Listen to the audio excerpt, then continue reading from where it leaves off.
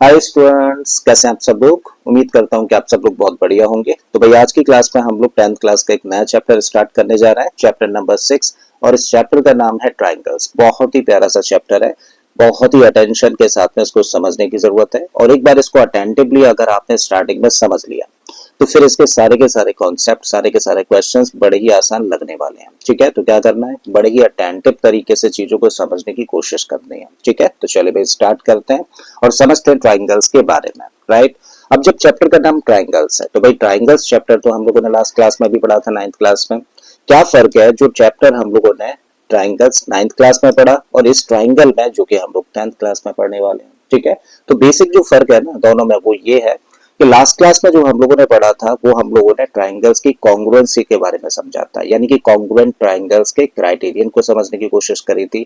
और इस क्लास में हम लोग बात करेंगे सिमिलर ट्राइंगल्स के बारे में। ठीक है, अब जब बात सिमिलर ट्राइंगल्स की चली है तो सबसे पहले हम लोग समझते हैं कि भाई सिमिलर फिगर्स किसको बोला जाता है। ठीक है, तो सिमिलर फिगर्स का मतलब क्या होता है। सिमिलर फिगर्स का मतलब होता है कोई भी दो या दो से ज्यादा ज्योमेट्रिकल फिगर्स जिनकी की शेप एक जैसी हो। क्या बोला, जिनकी की शेप एक जैसी हो। शेप कहने का मतलब दिखने में एक जैसी हो। तो ऐसी दो फिगर्स को हम लोग क्या बोलते हैं, सिमिलर फिगर्स कहते हैं। वहीं दूसरी तरफ कॉन्ग्रुएंट फिगर्स का मतलब क्या होता है। भाई कॉन्ग्रुएंट फिगर्स उन फिगर्स को बोला जाता है जिनकी की ना सिर्फ शेप एक जैसी हो बल्कि उनका साइज भी सेम होता हो, इक्वल होता हो। ठीक है, तो कोई भी दो ज्योमेट्रिकल फिगर जिनकी की सिर्फ शेप एक जैसी होती है उनको बोला जाता है सिमिलर फिगर्स। जबकि कोई भी दो ज्योमेट्रिकल फिगर्स जिनका कि न सिर्फ शेप एक जैसी हो बल्कि उनका साइज भी सेम होता हो, इक्वल होता हो, तो ऐसी दो फिगर्स को हम लोग बोलते हैं कॉन्ग्रुएंट फिगर्स। और जो कॉन्ग्रुएंट फिगर्स होती है ना वो एक दूसरे के अंदर कोइंसाइड कर सकती हैं, एक दूसरे को ओवरलैप कर सकती हैं। बात यहां तक समझ आ गई। तो आई थिंक बेसिक आइडिया लग गया कि सिमिलर फिगर और कॉन्ग्रुएंट फिगर्स में डिफरेंस क्या होता है। जब ये क्लियर है तो इसको थोड़ा सा एम्बोल्डन करने के लिए हम लोगों ने यहाँ पे 3 पिक्चर्स लिए, ताजमहल की पिक्चर्स हैं। ठीक है भाई, यहाँ पे जब हम लोग इस पिक्चर और इस पिक्चर को देखने का काम करें तो भाई है तो दोनों ताजमहल की पिक्चर, दोनों को क्लियरली आइडेंटिफाई कर पा रहे हैं। क्यों आइडेंटिफाई कर पा रहे हैं, क्योंकि दोनों ही फिगर्स में लेंथ और ब्रेथ का रेशियो वही है एग्जैक्टली। ठीक है, तो ये दोनों फिगर्स अपने आप में साइज में डिफरेंट है लेकिन शेप में एक जैसी हैं। तो इसका मतलब ये कैसी फिगर्स हुई, जब इन दो को एक साथ देखने का काम करें तो सिमिलर फिगर्स हैं। जबकि हम लोग जब इन दो फिगर्स को देखें तो ये दो फिगर्स ना सिर्फ देखने में एक जैसी है, यानी कि ना सिर्फ इनकी शेप एक जैसी बल्कि इनका साइज भी सेम है। तो इसका मतलब ये दोनों फिगर्स कैसी हुई, कॉन्ग्रुएंट फिगर हो जाती है। ठीक है, तो इसका मतलब ये दो फिगर्स कैसी हैं, सिमिलर फिगर्स हैं। जबकि ये दो फिगर्स क्योंकि इनकी शेप और साइज दोनों ही सेम है तो ये कैसी हुई, कॉन्ग्रुएंट फिगर्स हो जाती हैं। करेक्ट है। अब सिंपल या डे टू डे लाइफ में हम लोगों को एग्जांपल्स देने पड़े सिमिलर फिगर्स के, तो भाई आसान एग्जांपल्स क्या हो सकते हैं। भाई आसान एग्जांपल्स में हम लोग कह सकते हैं कि कोई भी दो स्क्वायर्स हमेशा कैसे होंगे, सिमिलर होंगे। देखो ये सिंबल होता है किसका, सिमिलर का।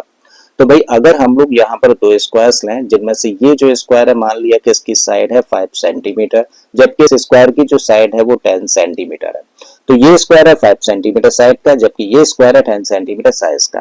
तो भाई कोई भी दो स्क्वायर्स अगर हम लोग लेंगे तो देखने में एक जैसे होंगे। एक जैसे कहने का मतलब भाई इनकी लेंथ और ब्रेथ का रेशियो एग्जैक्टली वही दिख रहा है जो कि यहाँ पर है। ठीक है, तो इसका मतलब ये दो फिगर्स कैसे हुई, तब सिमिलर फिगर्स हो जाती हैं। जब हम लोग दो इक्विलेटरल ट्राइंगल्स की बात करें तो दो इक्विलेटरल ट्राइंगल्स भी हमेशा किसके एग्जांपल्स होंगे, सिमिलर फिगर्स का एग्जांपल होंगे। बिल्कुल इसी तरीके से अगर हम लोग दो सर्कल्स ले लेते हैं, भले ही उनकी रेडियाई डिफरेंट है, भाई रेडियाई डिफरेंट है तब भी दोनों कैसे होंगे, शेप में एक जैसे होंगे। और शेप में एक जैसे होंगे तो किसका एग्जांपल हुआ, सिमिलर फिगर्स का एग्जांपल हुआ।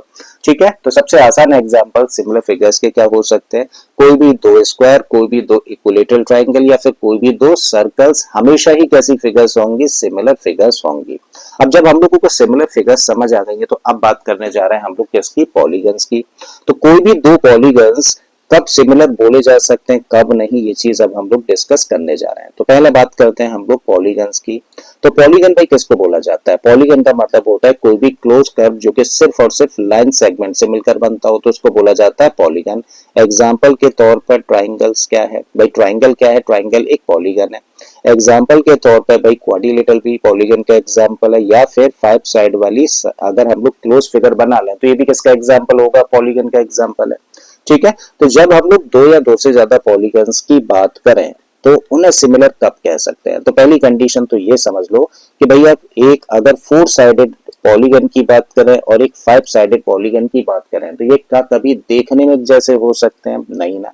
देखने में एक जैसे कहने का मतलब सिमिलर ये तभी हो सकते हैं जबकि दोनों के अंदर सेम नंबर ऑफ साइड्स होती हो। तो पहली कंडीशन तो क्या है कि भाई अगर कोई भी दो पॉलीगन्स हम लोग कंसीडर कर रहे हैं जो कि सिमिलर हो तो सिमिलर होने के लिए क्या होना चाहिए? सेम नंबर ऑफ साइड्स होनी चाहिए। करेक्ट है। तो कोई भी दो पॉलीगन्स जिनमें के सेम नंबर ऑफ साइड्स हैं उन्हें सिमिलर बोला जा सकता है अंडर टू कंडीशंस। तो दो कंडीशन है और वो दो कंडीशन क्या है भाई? पहली कंडीशन है उन दो कंडीशंस में के दियर करस्पॉन्डिंग एंगल्स आर इक्वल। इसका मतलब उन दोनों पॉलीगन्स के जो करस्पॉन्डिंग एंगल्स हैं वो कैसे होने चाहिए? इक्वल होनी चाहिए। ये फर्स्ट कंडीशन है। और दूसरी कंडीशन क्या है? Their corresponding sides are in same ratio या फिर सेम रेशियो कोई बोलते हैं क्या? प्रोपोर्शनल। ठीक है। तो उनकी जो करस्पॉन्डिंग साइड्स हैं उन साइड्स के बीच में जो रेशियो होगा वो कैसा होगा? सेम होगा। सेम कहने का मतलब इक्वल होगा। ठीक है। तो कोई भी दो पॉलीगन्स अगर इन दो कंडीशंस को मीट कर जाते हैं, सेटिस्फाई करते हैं तो उन्हें हम लोग सिमिलर कह सकते हैं। आइए जरा फिगर से समझें। तो भाई यहाँ पे हम लोग देख रहे हैं कि दो क्वाड्रिलेटरल्स बने हुए हैं, 4 साइडेड फिगर्स हैं दोनों, तो इसका मतलब दो क्वाड्रिलेटरल्स हैं। ठीक है। तो भाई ये दो क्वाड्रिलेटरल्स जो बने हुए हैं क्या ये सिमिलर क्वाड्रिलेटरल्स हैं या फिर नहीं? ये चीज हम लोग समझें। तो सबसे पहले कंडीशन क्या है कि उनके जो करस्पॉन्डिंग एंगल्स है वो कैसे होने चाहिए? इक्वल होने चाहिए। ठीक है। तो जब हम लोग इस फिगर को देखें तो इस फिगर का जो एंगल ए है इस फिगर के अंदर आए तो इस एंगल पी के बराबर है क्योंकि ए का मेजरमेंट यहाँ पे कितना है? 105 और पी का भी मेजरमेंट कितना है? 105 है। तो एक चीज हम लोग नोटिस कर रहे हैं कि जब हम लोग इन दो फिगर्स को कंपेयर करें तो angle A of first figure is equal to angle P of second figure. इसका मतलब ए और पी अभी हम लोग करस्पॉन्डिंग एंगल्स लेकर चल रहे हैं। ठीक है।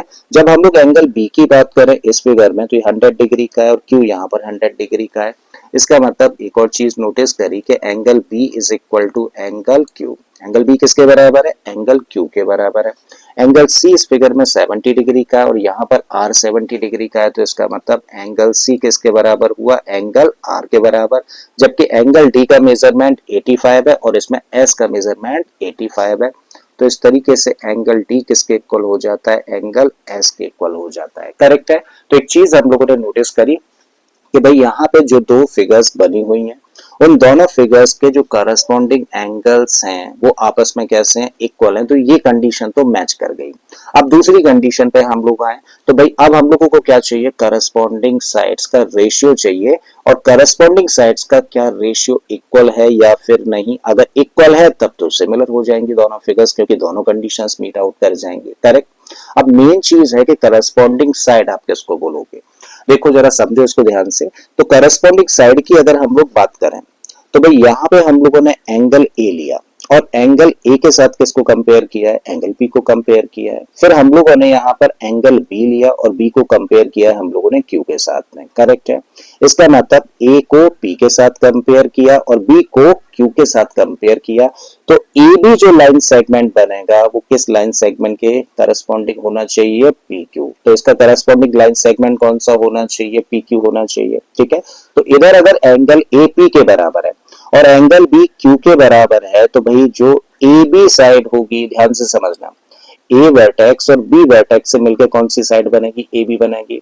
और इन दोनों के करस्पॉन्डिंग एंगल्स ये वाले हैं तो इसका मतलब इन दोनों वर्टाइसेस को जब ज्वाइन करेंगे पी और क्यू को तो करस्पॉन्डिंग साइड कौन सी होगी? पी क्यू होगी। आई थिंक समझ आ गया। तो अब आपको जो रेशियो निकालना है ना वो किसका निकालना है? ए बी और पी क्यू का। तो निकालो भाई। ए बी और पी क्यू का यहाँ पर हम लोग रेशियो निकाला। तो ए बी की लेंथ कितनी है? ये है 1.5 और पी क्यू कितना है? That is 3 centimetre. Cancel out कर देंगे तो कितना आ गया? 1/2। आई थिंक क्लियर है। तो भाई A B upon P Q जो करस्पॉन्डिंग साइड्स हुई इन एंगल्स के बेसिस पे है उनका रेशियो कितना है? 1/2 है। एंगल बी क्यू के बराबर है और एंगल सी आर के बराबर है तो इसका मतलब करस्पॉन्डिंग साइड क्या हुई? B C. और यहां से करस्पॉन्डिंग साइड क्या हुई? Q R. तो इसका मतलब अब हम लोगों को बी सी और क्यू आर का रेशियो निकालना है। तो बी सी का मेजरमेंट कितना है? 2.5 और क्यू आर कितनी दे रखी है? भाई ये दे रखी है 5। जब हम लोग दोनों को कैंसिल आउट कर दें तो यहां से भी हम लोगों को क्या मिलने वाला है? 1/2। आ जाते हैं यहाँ पर सी डी और यहां से साइड क्या हुई? आर एस बनती है। तो इसका मतलब सी डी और आर एस का हम लोगों को रेशियो निकालना है। तो CD का मेजरमेंट देख रहे हैं कितना है 2.4 है और RS का मेजरमेंट है 4.8। कैंसिल आउट कर देंगे तो यहाँ भी क्या मिला हम लोगों को 1/2। लास्ट रेशियो हम लोगों को चाहिए किस किस साइड का, AD और PS का। तो AD और PS का रेशियो निकालते हैं। तो AD का मेजरमेंट है 2.1 और इसकी साइड देखें तो 4.2 है। कैंसिल आउट कर दें तो यहाँ भी क्या मिला हम लोगों को 1/2 मिला। ठीक है, तो हम लोगों ने क्या ऑब्जर्व किया कि भाई ये जो फिगर 1 कह लो या फिर क्वाड्रिलेटरल फर्स्ट कह लो और ये क्वाड्रिलेटरल सेकंड है, तो इन दो क्वाड्रिलेटरल्स के जो करस्पॉन्डिंग एंगल्स हैं वो आपस में इक्वल हैं और इनकी जो करस्पॉन्डिंग साइड्स निकल कर आई किसके बेसिस पे, करस्पॉन्डिंग एंगल्स के बेसिस पे। ठीक है, तो भाई इन दो फिगर्स के अंदर करस्पॉन्डिंग एंगल्स तो आपस में इक्वल है और जो करस्पॉन्डिंग साइड्स हैं उन सब का देखो रेशियो कितना है 1/2 1/2 1/2 1/2। इसका मतलब सबका रेशियो कितना है 1/2 है, यानी कि रेशियो इक्वल है। और अब अगर ऐसा है कि भाई इन दो फिगर्स में जो एंगल्स है वो आपस में इक्वल है और इनकी करस्पॉन्डिंग साइड्स का रेशियो सेम है यानी कि इक्वल है, तो इसका मतलब हम लोग कह सकते हैं कि दोनों पॉलीगन्स या फिर दोनों के दोनों क्वाड्रिलेटरल्स आपस में कैसे होंगे, सिमिलर होंगे। आई थिंक समझ आ गया सिमिलर फिगर्स किसको बोला जाता है। अब अगर ये बात आप लोगों को समझ आ गई है तो अब इसी पर बेस्ड हम लोगों की फर्स्ट एक्सरसाइज है। आते हैं भाई उस एक्सरसाइज पर। तो एक्सरसाइज है 6.1 और इसका क्वेश्चन नंबर 1 हम लोग कवर करने जा रहे हैं। क्या बोला गया इसमें, इसमें बोला गया fill the blanks using the correct word giving in the brackets. तो ब्रैकेट्स के अंदर जो वर्ड्स हम लोगों को दे रखे हैं उनमें से करेक्ट वर्ड हम लोगों को ब्लैंक स्पेसेस के अंदर फिल कर देना। ठीक है, तो फर्स्ट पार्ट पर हम लोग आए तो यहाँ पे दिया ऑल सर्कल्स आर कॉन्ग्रुएंट और सिमिलर। तो अभी भी हम लोगों ने पढ़ा कि भाई जितने भी सर्कल्स होते हैं, जितने भी सर्कल्स होते हैं, तो कोई भी दो या दो से ज्यादा सर्कल्स हमेशा कैसे होते हैं, तो अभी भी हम लोगों ने डिस्कस किया था कैसे होते हैं, सिमिलर होते हैं। ठीक है, तो जब हम लोग कोई भी दो या फिर दो से ज्यादा सर्कल्स की बात करें तो भाई सब हो सकता है कि इन सब की रेडियस सेम हो, ये भी हो सकता है कि इन सब की रेडियस सेम ना हो, कुछ की आपस में सेम हो और बाकी की सेम ना हो, बट हमेशा ये देखने में तो एक जैसी फिगर्स होंगी, हमेशा ये शेप में तो एक जैसे होंगे। तो इसका मतलब सारे के सारे सर्कल्स, जितने भी आप सर्कल्स कंसीडर करें वो सारे के सारे कैसी फिगर्स होते हैं, सिमिलर फिगर्स होती हैं। तो ब्लैंक स्पेस में क्या आना चाहिए, सिमिलर आना चाहिए। बिल्कुल इसी तरीके से हम लोगों ने ये भी डिस्कस किया था कि जितने भी स्क्वायर्स होते हैं वो भी कैसी फिगर्स होती हैं, सिमिलर फिगर्स होती हैं। ठीक है, तो all squares are similar figures. ठीक है, थर्ड पार्ट पर हम लोग आए तो यहाँ पर हम लोगों को दिया है ऑल ब्लैंक स्पेस है ट्राइंगल्स आर सिमिलर। तो सारे के सारे कौन से ट्राइंगल सिमिलर होते हैं तो डिस्कशन कर चुके हैं हम लोग।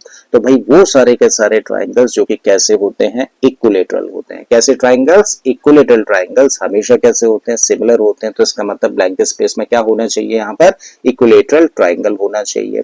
और लास्ट पार्ट पर हम लोग आए तो यहाँ पर हम लोगों को दिया है two polygons of the same number of sides are similar if. तो कोई भी दो पॉलीगन जिनमें कि सेम नंबर ऑफ साइड्स होती हो तो उनको सिमिलर कब कह सकते हैं।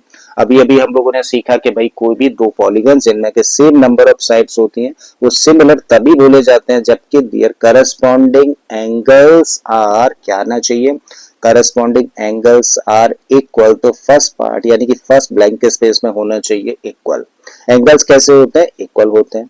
एंड दियर करस्पॉन्डिंग साइड्स, यहाँ पे क्या बोला है, करस्पॉन्डिंग साइड्स आर, भाई इस ब्लैंक स्पेस में क्या होना चाहिए, करस्पॉन्डिंग साइड्स कैसी होती है, प्रोपोर्शनल होती है। यानी कि सेकंड पार्ट यानी कि सेकंड ब्लैंक स्पेस में क्या होना चाहिए, प्रोपोर्शनल होना चाहिए। ठीक है, तो आई थिंक ये वाला क्वेश्चन आप लोगों को समझ आ गया है। अब समझ आ गया तो बढ़ते हैं भाई नेक्स्ट क्वेश्चन की तरफ। तो अगले क्वेश्चन पर हम लोग आए तो इसमें हम लोगों को बोला है give two different examples of a pair of similar figures non similar figures. तो हम लोगों को दो डिफरेंट एग्जांपल्स देने हैं, किसके, भाई सिमिलर फिगर्स के एग्जांपल देने हैं और साथ ही हम लोगों को नॉन सिमिलर फिगर्स के एग्जांपल्स देने हैं।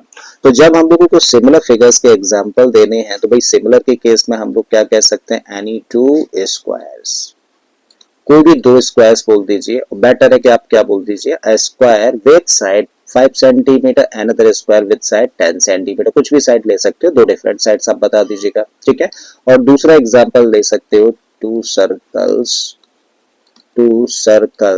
with radii 5 centimetre and 7 centimetre. ठीक है, तो सिमिलर फिगर्स के एग्जांपल्स में हम लोगों ने क्या बताया, दो स्क्वायर्स जिनमें से एक की साइड विद साइड 2 सेंटीमीटर, चलिए, और दूसरे की साइड हम लोगों ने ले ली 5 सेंटीमीटर। तो कोई भी दो स्क्वायर्स जिनमें से एक की साइड कितनी है 2 सेंटीमीटर, दूसरे की साइड कितनी है 5 सेंटीमीटर, किसका एग्जांपल होंगे, सिमिलर फिगर्स का एग्जांपल्स होंगे। ठीक है, वहीं दूसरी तरफ अगर हम लोग दो सर्कल्स ले लें जिनमें से एक की रेडियस है 7 सेंटीमीटर जबकि दूसरे की रेडियस कितनी है 5 सेंटीमीटर, तो ऐसे केस में दोनों सर्कल्स किसका एग्जांपल होंगे, सिमिलर फिगर्स का एग्जांपल होंगे। अब हम लोगों को दो एग्जांपल्स देने हैं किसके, नॉन सिमिलर फिगर्स के। तो ये तो बड़ा आसान है भाई, नॉन सिमिलर फिगर्स के एग्जांपल देने हैं तो आप कह दीजिए एक तो रेक्टेंगल, कोई भी रेक्टेंगल कोई भी डायमेंशन बता दीजिएगा। ठीक है, लेंथ ब्रेथ कुछ भी ले सकते हो, और दूसरा आप ले लीजिए ट्राइंगल। तो ये पहला एग्जाम्पल हुआ किसका, नॉन सिमिलर फिगर्स का। तो आप कोई भी एक रेक्टेंगल बोल दीजिए और कोई भी एक ट्राइंगल बोल दीजिए, क्योंकि दोनों के अंदर नंबर ऑफ साइड्स डिफरेंट है, और जब नंबर ऑफ साइड्स डिफरेंट होंगी तो क्या कभी दो पॉलीगन्स कभी सिमिलर हो सकते हैं, नहीं हो सकते हैं। तो पहला एग्जाम्पल हो गया। दूसरा एग्जाम्पल देना है तो चलो इस बार हम लोग कह देते हैं सर्कल, और फिर साथ में क्या बोल दिया हम लोगों ने, स्क्वायर। तो क्या एक सर्कल और एक स्क्वायर कभी सिमिलर फिगर्स हो सकते हैं, कभी नहीं हो सकते हैं। तो इसका मतलब that is perfect example of non similar figures. ठीक है, तो आई थिंक ये वाला क्वेश्चन भी क्लियर हो गया। सिमिलर फिगर्स के एग्जांपल दे रहे हैं तो कोई भी दो स्क्वायर्स बोल दीजिए, कोई भी दो सर्कल्स बोल दीजिए, कोई भी दो इक्विलेटरल ट्रायंगल्स बोल दीजिए जिनकी की साइड डिफरेंट है। ठीक है, नॉन सिमिलर फिगर्स का एग्जांपल देना है तो आप रेक्टेंगल बोल दीजिए, स्क्वायर बोल दीजिए, साथ में ट्रायंगल बोल दिया, तो नंबर ऑफ साइड्स डिफरेंट होंगी तो कभी भी सिमिलर नहीं हो सकते हैं। आपने एक जगह बोला सर्कल और दूसरी जगह बोल दिया स्क्वायर, तो या फिर एक जगह सर्कल और दूसरा आप ले सकते हो ट्रायंगल, तो हमेशा किसके एग्जांपल्स होंगे, नॉन सिमिलर फिगर्स के एग्जांपल्स होंगे। क्लियर है? क्लियर है, तो चलिए चलते हैं अब नेक्स्ट क्वेश्चन की तरफ। बोला गया state whether the following quadrilaterals are similar और नॉट।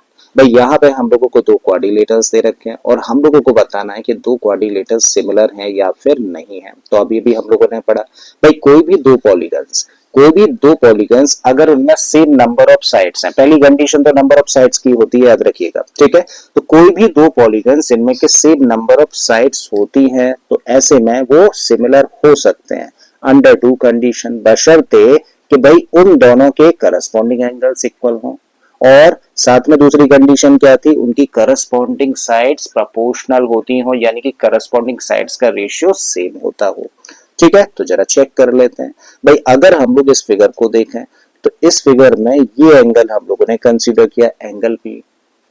अच्छा, इस एंगल P की तरफ हम लोग आए तो क्या इसका मेजरमेंट हम लोगों को पता है, तो आपका जवाब होगा नहीं पता। ठीक है, जब हम लोग इसको कंपेयर करें A से करें, B से करें, C से करें या फिर D से करें, तो क्या इस एंगल के मेजरमेंट के बराबर किसी भी एंगल का मेजरमेंट है। जब हम लोग इस फिगर को देखें तो यहाँ पे इस तरीके के सिंबल का मतलब क्या होता है, ये सारे के सारे भाई इस तरीके का मार्क लगा हुआ तो इसका मतलब इस सारे के सारे एंगल्स 90 डिग्री के तो है। लेकिन क्या इस एंगल का मेजरमेंट आपके पास में नहीं ना। जब इस एंगल का मेजरमेंट आपके पास में नहीं है तो एंगल P जो कि इस क्वाड्रिलेटरल का एंगल है, वो एंगल इस क्वाड्रिलेटरल यानी कि 90 डिग्री में से किसी के भी इक्वल है नहीं। ठीक है, नहीं बोला है कि 90 डिग्री का है तो फिर हम लोग नहीं कंसीडर कर सकते, तो बाकी की चीजें चेक करने की जरूरत ही नहीं है। आप क्या कह सकते हो, सिंपली आप कह सकते हो कि in the given two figures since the corresponding angles are not equal. और जब करस्पॉन्डिंग एंगल्स इक्वल नहीं है तो भाई सब दो जो कंडीशंस हैं उन दोनों कंडीशंस में से अगर एक कंडीशन भी मीट आउट नहीं करेगी तो फिर वो फिगर सिमिलर हो ही नहीं सकती है। ठीक है, तो क्योंकि इन दोनों फिगर्स के करस्पॉन्डिंग एंगल्स आपस में इक्वल नहीं है तो इसका मतलब ये गिवन फिगर्स सिमिलर फिगर्स नहीं है। ठीक है, बस इतना सा लिखना है। चलिए लिख देते हैं। तो हम लोगों ने लिखा no these two quadrilaterals are not similar because their corresponding angles are not equal.